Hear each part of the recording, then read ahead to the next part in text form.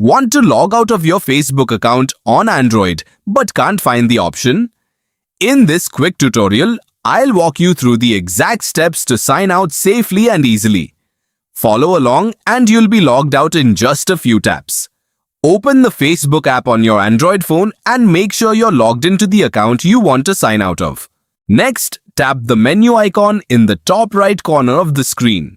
Depending on your app version, this may appear as your profile picture or the three horizontal lines. Now scroll all the way down to the bottom of the menu until you see the logout option. Tap logout once and Facebook will ask you to confirm your choice. Tap logout again to complete the process. That's it. Your Facebook account has been successfully logged out from your Android device. If you found this guide helpful, don't forget to like the video and subscribe for more quick and easy tech tutorials.